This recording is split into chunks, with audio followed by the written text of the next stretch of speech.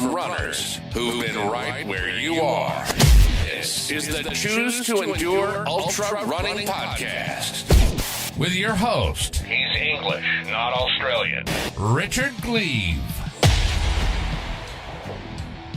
So welcome back. This once again is the Choose to Endure podcast. This show dedicated to the back of the pack runners who are redefining possible one epic mile at a time.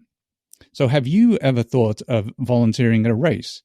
Or are you maybe yet to run your very first ultra?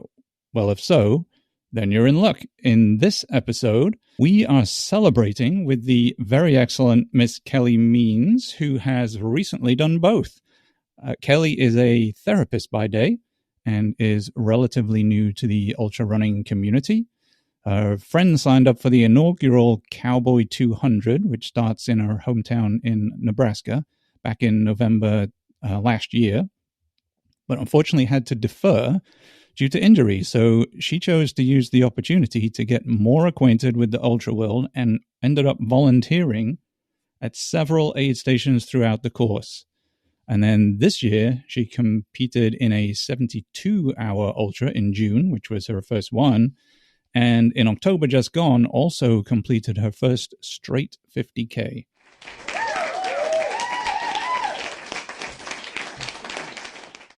Kelli continues to volunteer at the Cowboy 200. She's a current Ultraverse Supplements Ambassador.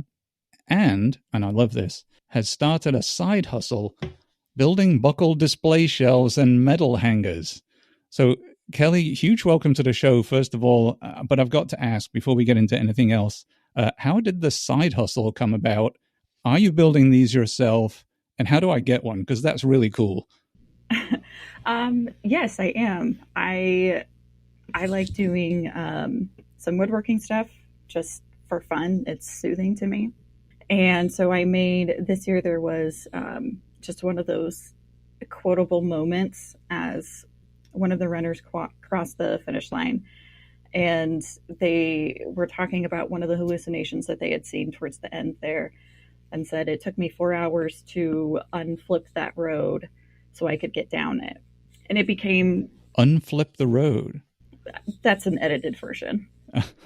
I gotcha.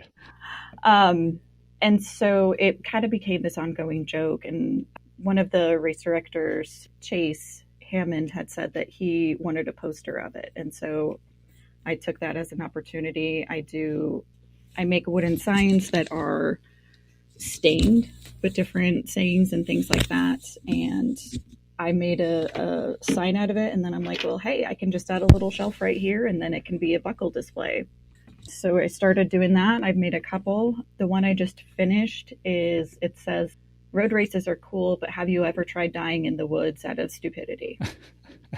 Which I feel is just a great quote that describes ultra running, trail racing in a good way. Very apt, I would say, that one. Yes, yeah. So, are you on? Are you taking orders? Are you on Etsy, or how are you running this? I'm not on Etsy yet. I'm just kind of taking orders as they come, and yeah, I'm just brand new into it a few months ago. Well, I think that's super cool. But I suppose we probably ought to talk a little bit about the rest of the ultra running stuff. But I'm coming back to that because I want to know where to get one of those buckle shelves down the line. So what initially drew you into the world of ultra running? Was it just that your friend had signed up, or did you have any exposure to ultras prior to that?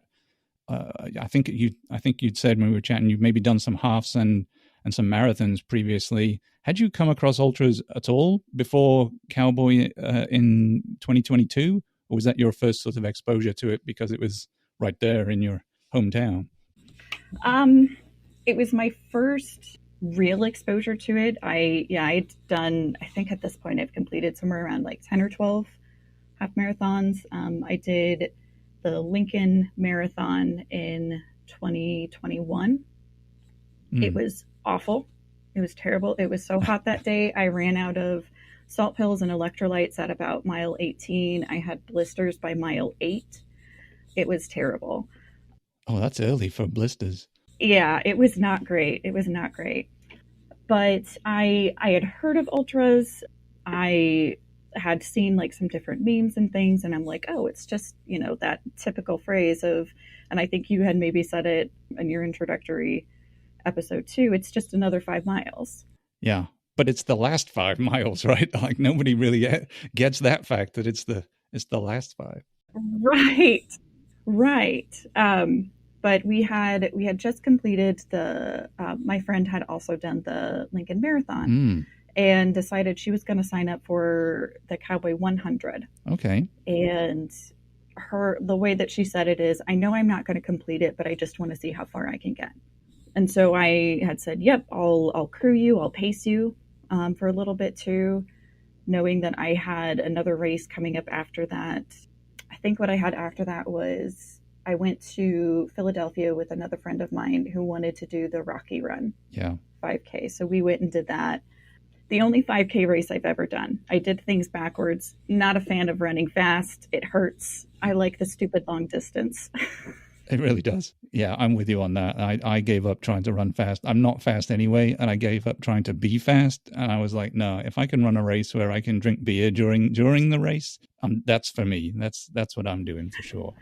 If I can eat quesadillas and any other food during a race, I'm good. That's my style.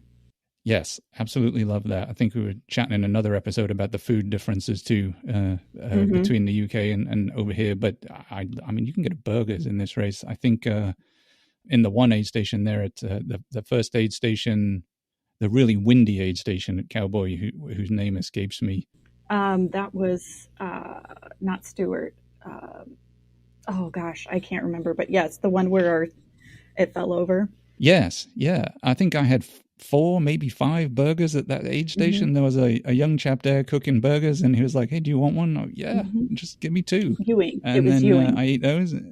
Ewing, that's right, yes. And he was great. And he's like, do you want more? I'm like, yeah, just give me a couple more. I think I had either 4 or 5 burgers at that particular aid station while the wind was trying to blow everybody away fully. Yeah. Okay, so let's get into Cowboy a minute. And so your and specifically your experiences volunteering there. So you've signed up ended up signing up to volunteer at Cowboy in 22. What was that like for you? What kind of roles did you get to play from a volunteer standpoint? And were there any impactful moments for you where you were like, wow, yeah, this might be something I want to try at some point? I really kind of came into it thinking I don't have an idea of what I'm doing. I'm just going to be there for whatever support that I can give. And so the first one that I went to that first year was in Neely. Oh, that's how you say it. I always say Nelly. Is that not right? It's Neely? Neely, right. Okay. We must have run about 50 miles trying to figure that out, and we went backwards and forwards with all kinds of people. Neely. Yeah. Right. Now we know. Neely. I've heard of several different ways. I think this year I heard somebody call it Neeli. Neeli. And it took me a minute to understand what they were talking about. Yeah, I'm not sure about that one. Neely, though, okay, I can get that.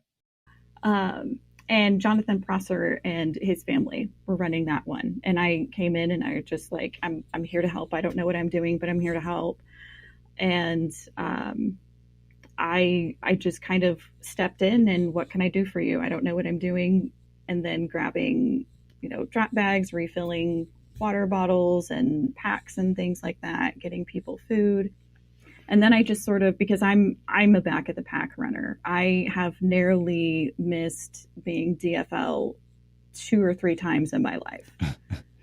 So that's my people, I always say. And so I was at the tail end of every aid station I went to. I was at the tail end of those. And I helped close up Neely. It was, following people. And that's where I'd met you also. And being able to kind of bunny hop through that, I felt like I got to be crew for you guys in a way. And it was really nice being able to see the same people and watching you and that group keep going through. And I think by about the second or third, you guys were like, didn't I see you before? Yeah. Yeah, at some point, I think all of us were like, "Hang on, you keep showing up at these, like, are you rolling?" I don't know what happened, and that's why I'm sort of curious, like how you rolled down the course, because we were obviously not expecting that, and yet every time we showed up, and it didn't seem to matter what time of night or day or whatever it was we showed up. There you were. I mean, I think we showed up at the pool hall at some ridiculous time in the morning on a very, very cold night. And there you were. You're here again, and we're like, "Hey, look, it's Kelli again." With blankets. Yes, with blankets and ramen. You know, the Ultra Runner health food, the ramen noodles there. Yeah. So, and talking of Neely, I really like that. That's the one by the bridge, right? And so Jonathan did a great job running that aid station, because that's where I had my first beer of the race. And I kept the running total. I think I hit at least 4 beers during the race. And I know I scared some locals in where is it, Long Pine, in one of the bars over there right next to that aid station. And weirdly, I had made a choice at that point with Bob, who I was running with, as Agatha and the other chap had moved ahead. We made a point like, hey, we're going to get a beer. So we went into this little pub, and everyone was like, "What on earth are you doing? And why are you here?" kind of thing. But weirdly, we left that, went to the Long Pine aid station. That's the only aid station in the race that actually had beer in the fridge. And so we were like, "Oh, really?" Yeah. So they definitely had beers in the fridge. They're over there. But yes, I think I hit 4. So, but yeah, so we felt like we were kind of following you along the course almost, or you were jumping ahead. So yeah, did you sign up for those shifts? I mean, you really were. I don't know if we only saw you at night. I don't know if you did any day shifts. And was it literally just show up and I'll just do whatever? Or did you have any kind of assigned role within the aid station? Because you weren't on your own at each of these. There were other folks there too. No, so I'm a night owl, and I know it's always harder to get night shifts covered for anything regardless. So I said, I'll do night shifts. It doesn't bother me. I function better at night most of the time anyway. And just kind of went into it with, I'm just here as a volunteer. I'd signed up for those, and then I had said I would do like HQ support. So as I was going along and the last runners came through the unmanned station, I was picking up a lot of those as well, and then just taking them to the next aid station. And then as they closed that up, they took it with them down the line. But I had just signed up for them as a volunteer. And but I feel like I came a long way from I don't know what I'm doing at all to helping somebody pop a blister at 2 a.m. I feel like I kind of got... Oh, Bob, yes, I'm sure he'll appreciate that. Yeah. I feel like I kind of got a really wide range of what it means, and, you know, just each person that I talk to, because most of the aid stations at Cowboy are run by other ultra runners. And it was amazing. I really felt like I was just brought into that world saying, hey, I want to do this. I don't know what I'm doing yet. And everybody just kind of gave me all of their advice, and it was amazing. I really felt welcomed. I had said this year, I feel like I finally found my my group of inappropriate weirdos. Yeah, another excellent reference. Definitely some inappropriate weirdos out there in the ultra space. But I think that is part of what sets, to some degree, trail running, but also in particular ultra running, a little bit apart from the road stuff. I mean, it does a lot less competitive for the vast majority of people. You're not really chasing pace times and you know, some people are chasing cutoffs, but me being one of them. But just the camaraderie and the social aspect of it, and pretty much everyone's a weirdo out there doing it. There's all sorts of things you learn about somebody on the trail. If you just meet a complete stranger, it's amazing how you can talk about something with a complete stranger that you would never talk about with people that you know in everyday life. So you end up leaving the trail with some really close relationships with people who you may not ever see again. But it's really cool. And that was my experience at the Sticks also. So the Sticks I was able to do with the way that Chase and Casey set up their races, if you volunteer, you get credit towards a race that you run with them. And so the number of, I think I had logged 26 hours at the first Cowboy 200. Good job. And so I was able to do the sticks free, which as somebody who is broke was a really good motivator. But that was my plan, is I was going to do that as my introduction to ultra running, to see, you know, what do I have in me? And it was appealing to me because I'm never going to be more than 3 miles from an aid station. Yeah. So, and we'll get into that because I think you made a smart choice there. I think there's types of races that would be, and no, not everyone wants to do the common sense entry into ultras, but I think there are some that really lend themselves well to, hey, I just want to see what I can do in a sort of safer environment, so to speak. And that's one of them. So we will get into that. But do you feel like your experience volunteering then, from what you were saying, really helped you when you were out there racing? Did you learn any lessons from your volunteering maybe that you were then able to take into the sticks? Yeah. One of them that's kind of humorous is the blisters, kind of going back to that for a second, you know, pop them ahead of time. It hurts, but it hurts less than there was one that I didn't end up popping between laps or between loops. And then it popped as I was running, and that. Yeah. When you can feel that liquid kind of come out and you're like, oh, what's that? That doesn't feel great. No, it didn't feel great.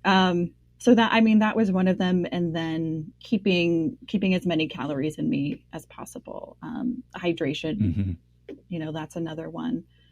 Some of it I had just learned from, you know, running halves and marathon before. Yeah. I love that you spend time volunteering and watching all of us idiots run through aid stations dehydrated and think, yep, I'm not going to do that. That is probably one thing I'm not going to do because, and to be fair, Chase and Casey, their Proxima C stuff is really good with the calories built in there. But yes, hydration is great. So yeah, let's talk about the sticks, because that is a timed race, right? So not a distance race. That's a timed race. So you did the 72-hour race, and maybe just kind of, if for anyone that doesn't know or isn't familiar with that kind of concept, maybe talk about that a bit and why you picked the 72 and not, 48-hour or a 24-hour. Like, you just went for it. That's kind of how I do things. Like I said, I go a little bit backwards. The first race that I ever signed up for, I did a couple of like the Spartan Sprint, Warrior Dash, and then said I really kind of like running, and I went straight for a half marathon. So I kind of go all in on a lot of things. Yeah. But as I had said, I had, you know, earned enough credit to be able to do the full 72 hours. And I said, why not? I can run for, you know, a couple hours and be done if I want to, but why not see how far I can go? So there wasn't much of a good logic to it other than just, I want to see what I'm capable of. Yeah, I think, and that's really why I like that concept. I mean, if you're going for a new distance, or you're trying to hit your first 100 or your first 50 or whatever it is, I just think signing up for the longest amount of time, basically you've just given yourself 72 hours to do whatever you want to do, right? You could pack up and go home for 24 hours and come back. So, I mean, it's just a continuous race for 72 hours. You can go, I mean, was it a loop course or was it an out and back? It was a loop course. So there's a setup. It's at Casey's parents' farm, and they, in the middle of their farmland, there's kind of like a little valley, and they have a 3-mile course that winds back and forth through that. There are 3 awful, terrible hills. 2 of them are a literal 45-degree angle. Yeah, it's terrible. But it was amazing. Really kind of getting that first look into what is a real trail look like. There's not a lot of those around Norfolk, and the main one that I have is the Cowboy Trail, which, as you know, is very, very well maintained for the most part. It's lovely trail, yeah. It's an old rail trail that's now what is it, crushed granite or some. I mean, it's lovely, well, very well maintained, yes, but not, as you say, this is not a sticks and roots and rocks kind of trail. It's not technical at all. No. So it was really interesting, and I had no idea what to expect. I brought a whole tote of shoes. I really like shoes, and I like having a lot of different ones in rotation. So right now, I think I have 8 different pairs of shoes that I can kind of choose from, depending on what I'm doing that day for running. And I think I brought like 4 or 5 different pairs, and I learned very quickly that hard shoes are for soft ground and soft shoes are for hard ground. There you go. Absolutely. And so that the first couple rounds I had a couple pairs of my softer road shoes, and I learned like very quickly. I was like, my feet are getting completely beat up. My toes battered, yeah. Mm-hmm. It was pretty awful. And so at one point, I think it was the last 24 hours, I had one of my friends who does a lot of hiking in Boulder. She had come down to help crew and pace me. And then my friend that had signed up for the Cowboy 100, Emily, she crewed me as well throughout that. And I told them at about 48 hours in, do not let me use this pair of shoes because it doesn't have the right insoles. I don't have any support in them. It sounds really good at the time because there's really cushy insole, but I'm going to regret it after about 2 miles. And sure enough, at one point, I'm like, maybe it won't be as bad this time. And I got about halfway because there's the 3 mile loop in the middle, and then every 6 hours you can do a road loop. Okay.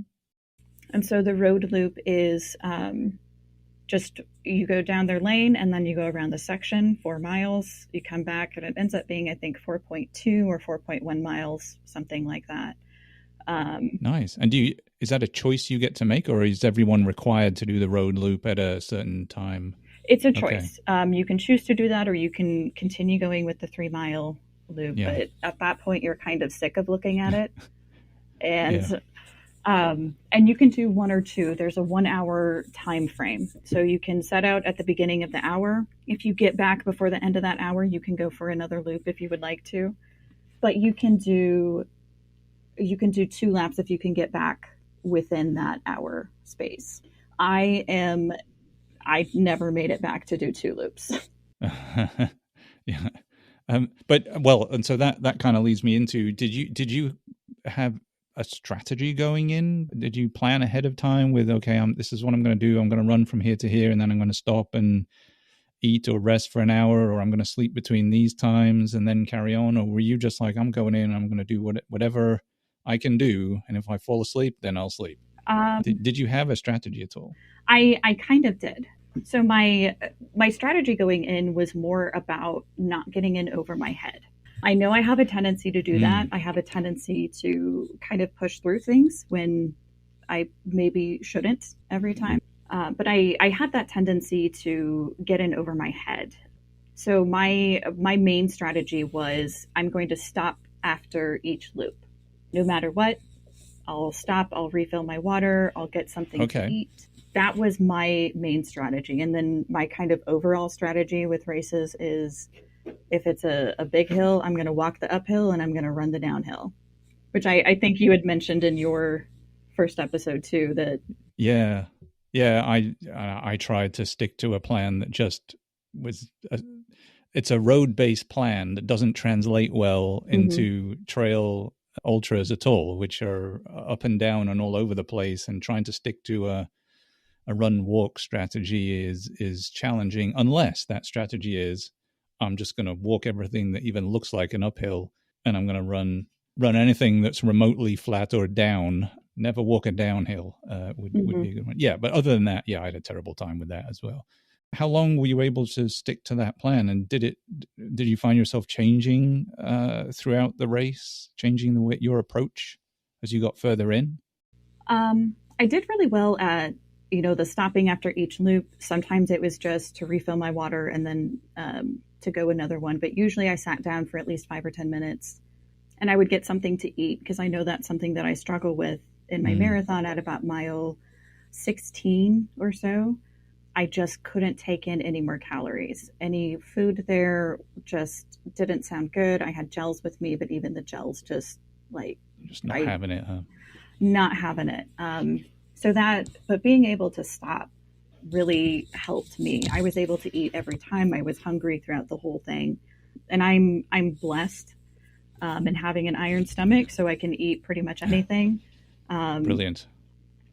I don't think I've ever thrown up from running or during a race or anything like that. Knock on wood, my next one is probably going to happen. But I'm going to tell you, it's going to happen. So yeah, you've just jinxed yourself there, I think. But yeah. But when it does, it's okay. I mean, a lot of times that's the reset you need, and you feel great afterwards, and you can carry on and just don't need to drink. Well, you can drink some, but don't eat too much afterwards. But yeah, sometimes it's the best thing that can happen. So definitely not the worst thing in the world, for sure. Yeah. So you got 79 miles in 72 hours. Is that correct? It is. For your very first ultra, which I think is really cool. So well done. Yeah. I slept each night. I wasn't sure how I was going to do with the sleep. I knew that I wanted to sleep some. As uneven as the field was, I was really not prepared for that. I had a headlamp, but I didn't feel comfortable walking that even at night. Oh, yeah. Kind of ruts in the ground, sort of where you're putting your feet. There wasn't really roots or anything like that. It's literally if you went out to a pasture and just mowed a path through it. So the whole thing is just uneven because it's through a hill. The trail is slightly tilted at all times. It's about a 5% tilt at least to one side or the other through the whole thing. Oh, that's going to build up over time. I did a race a while back, where a 300-kilometer race on a road on the camber. So you were running on one side on the tilt for all that time. So I fully understand your pain and what a mess that can cause your hips and leg after an amount of time. Yeah. The thing that surprised me, I have a lot of issues with my hips. When you look at it on paper, I should not be a runner. There's so many things between having asthma, and I have arthritis in my low back. I've had it since I was 24. I have one leg that is longer than the other, and so my hips are kind of continuously offset, and it causes a lot of issues with my one side. So most of the time when I run, I have hip pain or leg pain because of that. And I don't know what it was about this, but my hips and my leg felt better than ever. But the muscles and the tendons in my lower leg, really, that was what took the longest to heal of anything. That's what hurt the longest. I think it was like a week and a half before that felt okay. Ooh, yeah. So congratulations on that race. Thank you. But that wasn't your only race. As we said at the beginning, you recently, I think October, completed your first, should we call it a straight 50K? Is that right? That was Yippee-Ki-Yay. I'm not familiar with that race, but a quick bit of investigation, that looks like another rail trail kind of race. It is. So that one I have done, the first year that they had Yippee-Ki-Yay was 2020. And I've run it at least one of the distances every year. I did the half the first 2 years of it. Last year, I did a 5-mile race. And then this year I did the 50K. And it's a rail to trail. There's a little bit of elevation through it. I was wildly undertrained. But I had kind of said, I'm just going to do it. If I walk it, I walk it. And that's kind of what ended up happening a little after the halfway point. And I had that very traditional, everything that can go wrong went wrong. Oh, yeah. With that one. Oh, I'm familiar. But those are great because you get it all out in there, and then you can learn so much from doing that kind of stuff. And chief among them, like if it all hits the fan, you can still keep going. Yeah. So that the one drawback to that one is it really is set up like a road race. their aid stations are very much like a road race. Right. You have water there. I think they had some electrolytes. They had Honey Stinger was their sponsor, so they had Honey Stinger projects. And I think I did get one of the Honey's gel packets, and it was so sweet that I just couldn't do it anymore.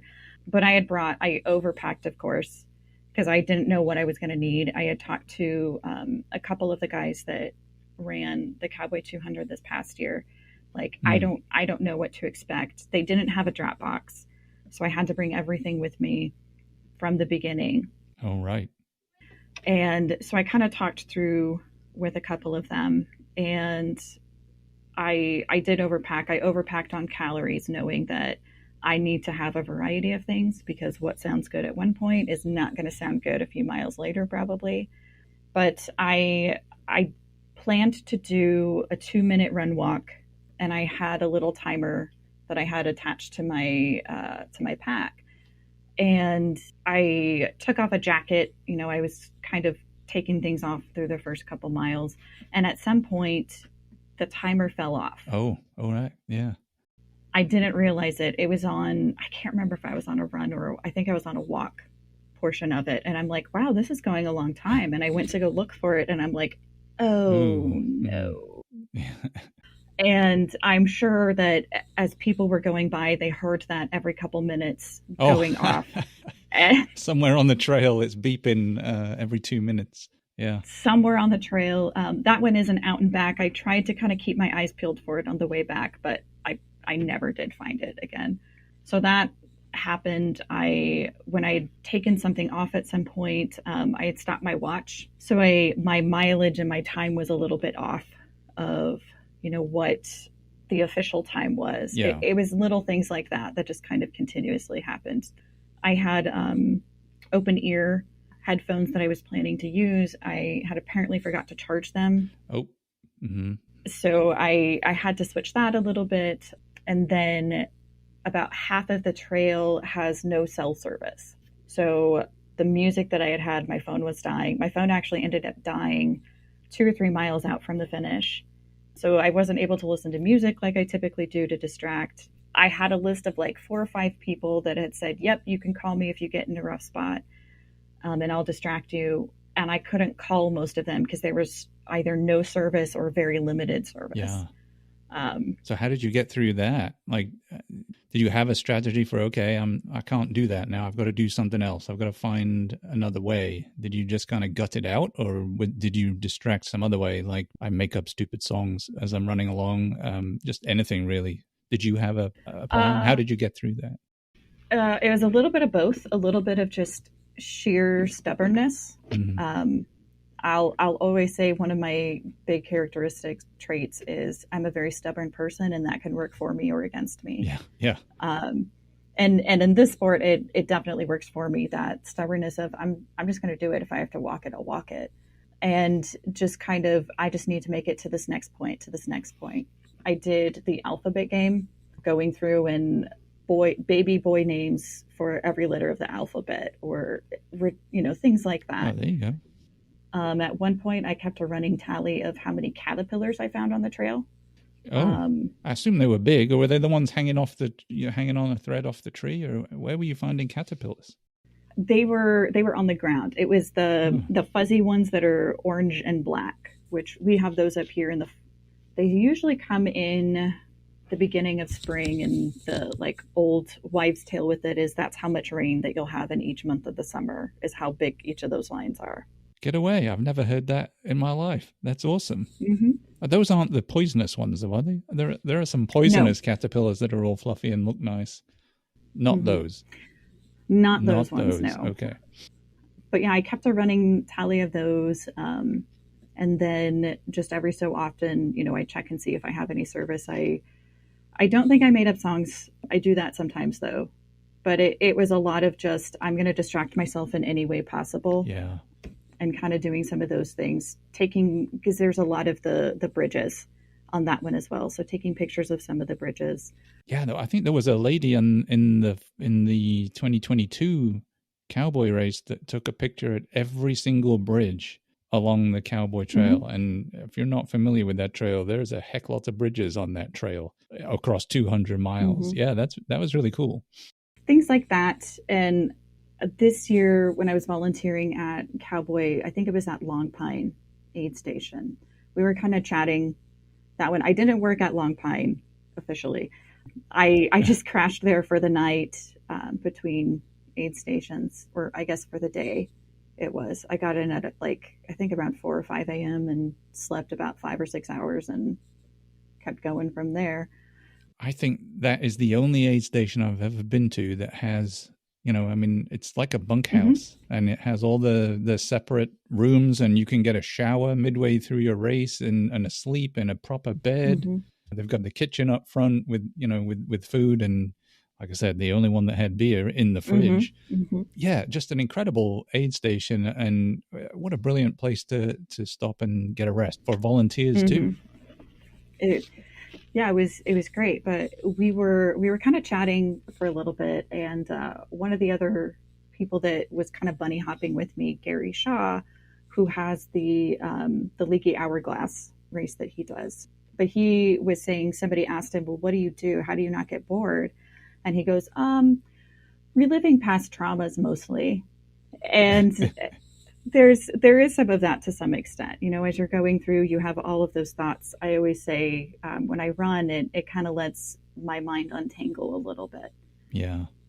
So that, there was some of that too, having some of those conversations with myself and kind of coming to realize a few things, one of which there's a little bit of a running joke this year too of Cowboy is where you come to, you can run a race and you can find your true love or something along those lines. One of the runners, Jeremy, and I ended up talking afterwards, and so now we're dating. He lives in New Orleans, and wow, flying back and forth. Yeah, well, congrats. That's brilliant. Thank you. Yeah.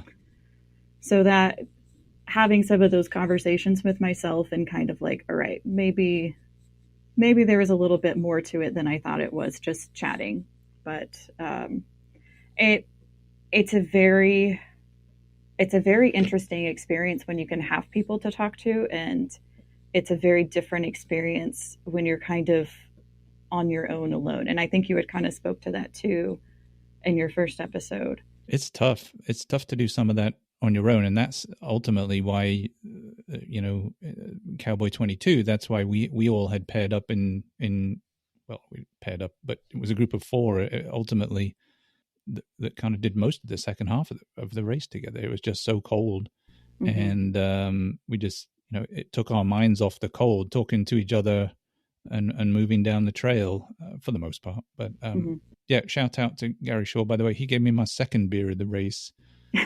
He donated one because I was asking O'Neill we were at, and I was asking the people there whether they had beer, and they said, "What are you talking about? That's ridiculous. No." And so he overheard that. I was like, "Hey, I've got some beers." So he went and grabbed one, and yeah, that was beer 2 at O'Neill.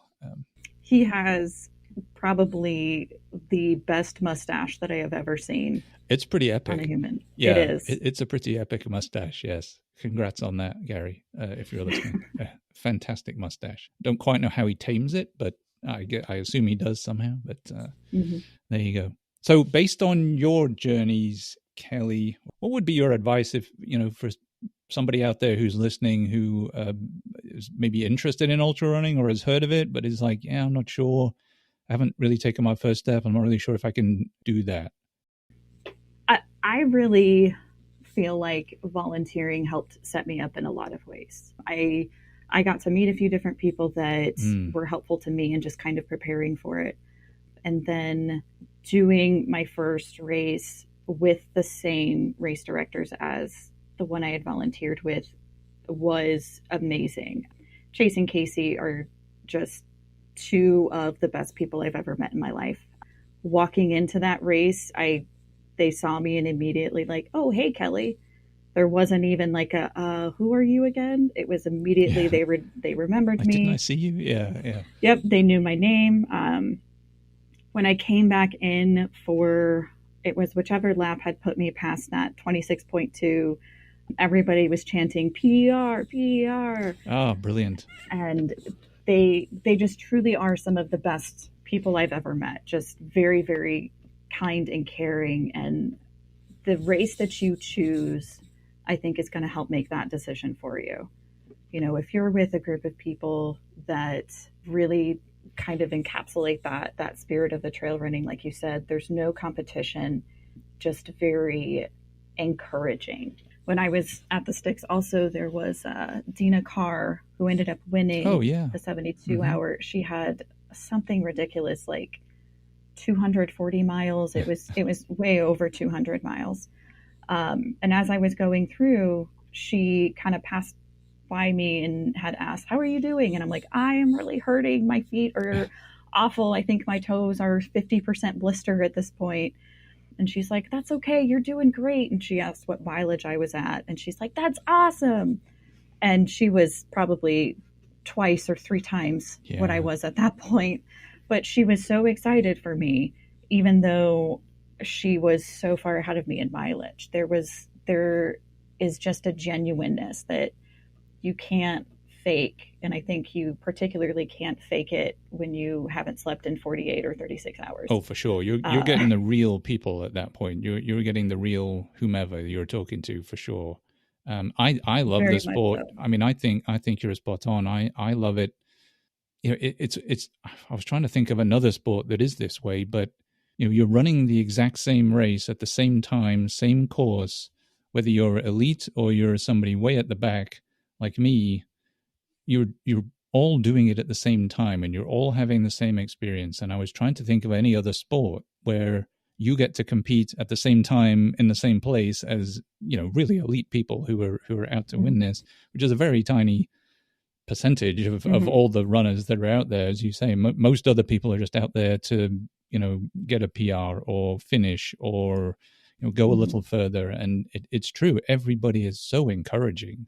And I absolutely love that. It's just a really fun community of people who are sort of, you have to be kind of positive to get things done. And so I love that it's the mindset of people that do these things changes over time into this sort of, I can do it, and breaking things down into short chunks instead of thinking of it as a 100-mile race. It's 2 50-mile races, and I'm going to have a break in between, and I only have to get 50, and that's, you know, if the aid stations are 10 miles apart, that's 5 aid stations, and each one is only a 10-miler. So I feel like I could do that. I could walk some of that if I had to.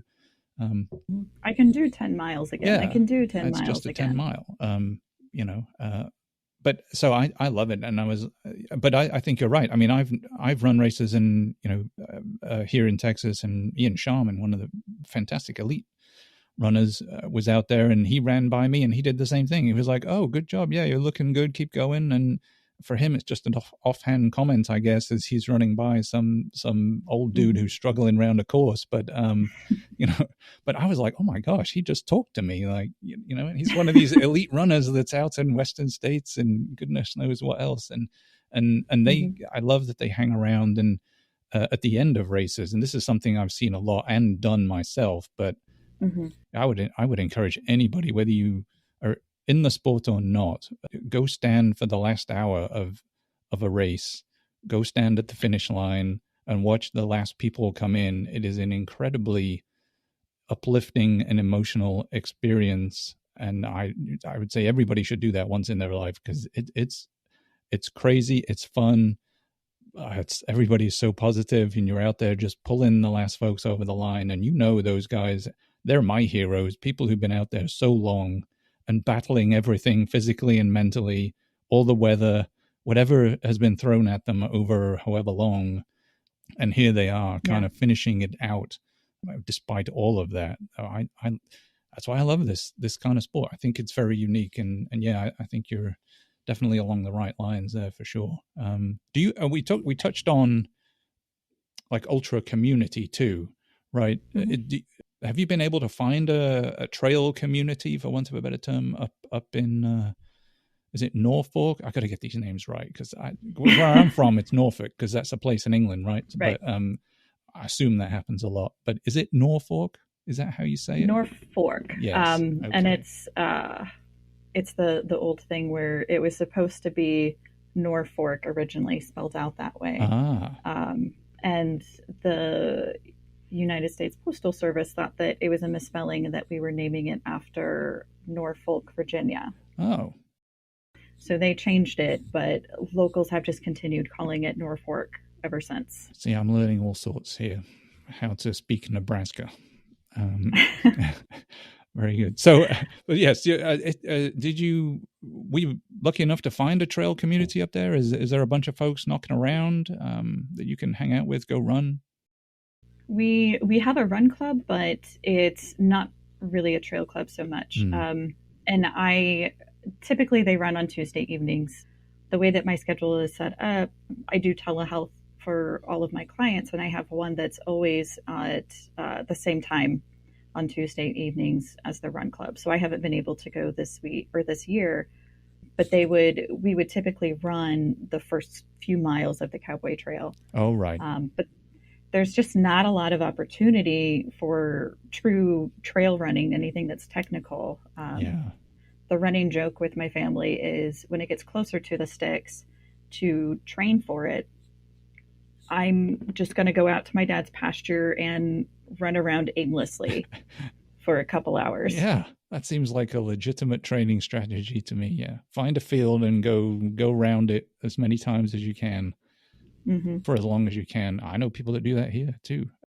Same kind of thing. I'm just going to run in a circle until I stop. Yeah, legitimate training. So I think you said in passing that you are signed up again for the sticks this year. Well, this coming year, I guess, 24. So is that your only race in 24 so far? Do you plan on doing anything more? Are you pushing the 50K limit? Where are you at for 2024? Right now, I am signed up for Runs with Scissors. That is up by Boulder. Runs with Scissors? April. Is that what you said? Okay, that's a weird title, and I love it. It's another loop, and it is even more ridiculous. It is a 1.31 mile loop. Right. And they have a full marathon each, and then they call it a 50-ish K. Because you end up being a little bit over with the way that it's set up. But it's a loop like that. Again, it's a very inexpensive race. So, I mean, that could be a good one for a lot of people that are limited on funds. I think right now the entry fee for the 50K is somewhere around $80. Oh, yeah, that's pretty good. But I mean, the cost there is you're at elevation. So that one I'm running with a couple of my friends, and then I'm doing the sticks again. My boyfriend Jeremy is going to he calls it party pacing. I like it. Just having fun. He's known for running in a Speedo. Ooh. So the plan, I guess, is he's going to bring a Speedo and run in that for a while. There was a joke with at the last aid station. Casey's parents run that aid station at Wood Lake, and when he had come in through that and he had one of the burgers there, he looked at Casey's mom and said, "Can I take you home with me just to cook me burgers and brats? Like, I would gladly do that." And she made a joke about like she needs a pool boy or something like that. So I think that's part of his plan is to bring a Speedos to be the pool boy for that. But my goal, my moonshot goal, I call it, is to get 150 miles this year. Oh, wow. So that'll be almost doubling what I had done last year. Same 72 hours? Is there a longer, is it 72 is the longest? Yep. Okay. Yeah. So 150 miles. Yeah.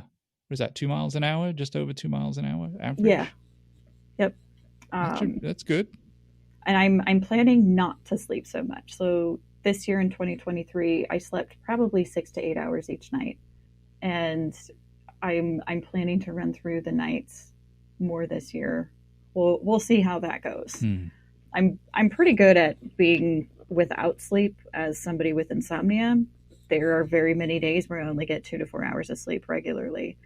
So we'll see. We'll see how it goes. And then I'm planning to run Yippee-Ki-Yay again next fall, because that's just one of those races that I really enjoy. They don't hand out buckles for the 50K distance there, but they have all of their medals are made of wood, and it has the windmill on it as well. I love a wooden medal.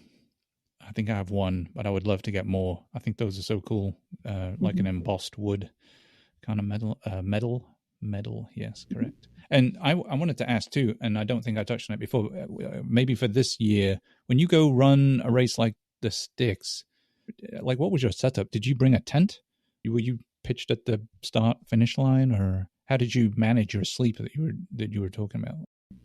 My friend Emily had brought a tent, and we had an air mattress, and I slept on the air mattress the first night, and it was awful.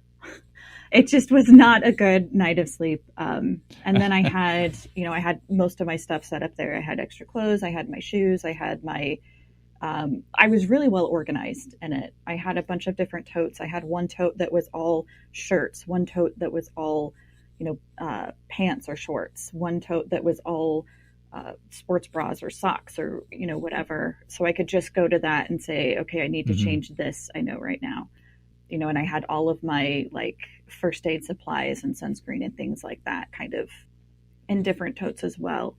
But I went back there occasionally to do those kinds of things. And then when my other friend Heather had showed up, the one that does a lot of the hiking and mountaineering, because she does those things, she has a setup in her truck where she made kind of a platform. She keeps her supplies underneath it, and then she has like a tunnel cover, and she put just like a 2 or 3 inch foam mat, and then she sleeps on that a lot of times when she does hiking and mountaineering. So I slept on that the second and third nights, and I slept so well on that. I don't know if it was just from pure exhaustion. I'm sure there was some of that, yeah. Yes, very much so. But I slept really well on that the second night. So it was a little bit of both. Brilliant. Well, I know we're kind of running up against time here, but before we close out, I do like to encourage guests that come on the show here to choose a song to add to the free Spotify Choose to Endure playlist we have. Usually it's something that lifts you up, motivates you, or just kind of gets your butt wiggling while you're out on the trail. Kelli, did you have a song to share? And if so, what is it and why did you pick it? So the song I picked is I Want to Dance with Somebody by Whitney Houston. The reason that I chose that is when I had a coach for 1 year, Kelly Roberts. She's amazing. She has a podcast, Run Selfie Repeat, that's really great.